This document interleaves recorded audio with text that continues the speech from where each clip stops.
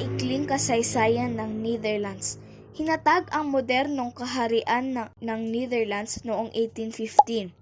Pagkatapos ng pagkatalo ni Napoleon, sa loob ng libo-libong taon may mga tao nang namuhay sa paligid ng mga deltas ng ilog sa bahaging ito ng North Sea. Noong itinatag ang modernong kaharian ng Netherlands, patuloy itong umunlad sa mga larangan ng ekonomiya at kultura, at naging pangunahing bansa sa Europa. Ganun pa man, ang Netherlands ay may magagandang katangian katulad ng magagandang tanawin. Kilala sila sa kamangha-manghang tanawin at may mga kalahatang kalayaan, katulad ng karapatang pantao at magagandang sistema ng transportasyon. At may mga mabubuti at mababait na tao, at marami pang ibang mga magagandang katangian nila. Ang landmass naman ng Netherlands ay umigit kumulang 41,543 kwadradong kilometro.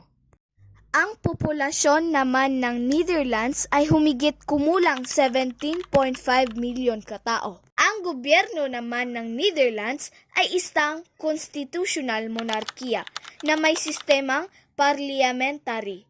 Ang punong estado ay ang hari, habang ang ministro ay namumuno sa gobyerno. Ang kultura naman ng Netherlands ay mayaman at diverse, na may sikat na mga pintor tulad ng Kingsley at Sinterklaas.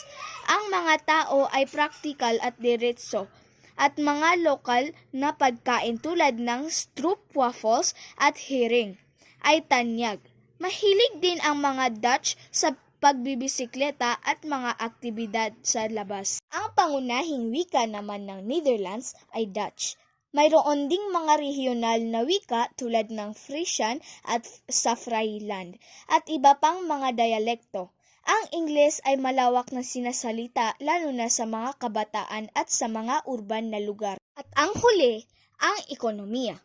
Ang ekonomiya naman ng Netherlands ay isa sa mga pinakamasigla at maunlad sa mundo. Kilala ito sa malawak na sektor ng serbisyo, agrikultura at industriya. Ang bansa ay isang pangunahing exporter ng mga produktong agrikultura tulad ng bulaklak at dairy products.